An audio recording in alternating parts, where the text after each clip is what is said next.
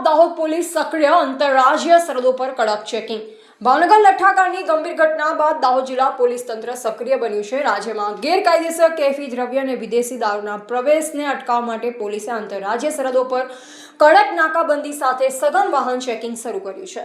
મધ્યપ્રદેશ અને રાજસ્થાનમાંથી ગુજરાતમાં પ્રવેશતા તમામ મુખ્ય માર્ગ પર પોલીસ બંદોબસ્ત વધારી દેવામાં આવ્યો છે। સરહદ પારથી આવતા નાના મોટા વાહનો, ખાનગી લક્ઝરી બસો તેમજ શંકાસ્પદ માલવાહક વાહનોની ઝીણવટભરી તપાસ હાથ ધરવામાં આવી રહી છે। આ સ્પેશિયલ ડ્રાઈવ અંતર્ગત ખંગેલા, મીનાક્યા, ચાંકલિયા, સેજાવાડા અને સગટાળા જેવી મુખ્ય આંતરરાજ્ય ચેકપોસ્ટ પર ચુસ્ત પોલીસ બંદોબસ્ત ગોઠવી વાહન ચેકિંગ વધુ સઘન બનાવવામાં આવ્યું છે। જિલ્લા પોલીસ વડાના માર્ગદર્શન હેઠળ ચાલી રહેલી આ કામગીરીનો મુખ્ય હેતુ ગેરકાયદેસર દારૂ તથા નશીલા પદાર્થો ગુજરાતની સીમમાં પ્રવેશી ન શકે તે સુનિશ્ચિત કરવાનો છે। પોલીસ દ્વારા શંકાસ્પદ હિલચાલ પર સતત નજર રાખવામાં આવી રહી છે। Reporter Bhikhabhai Sipai, MD news, Palanpur, Banaskantha.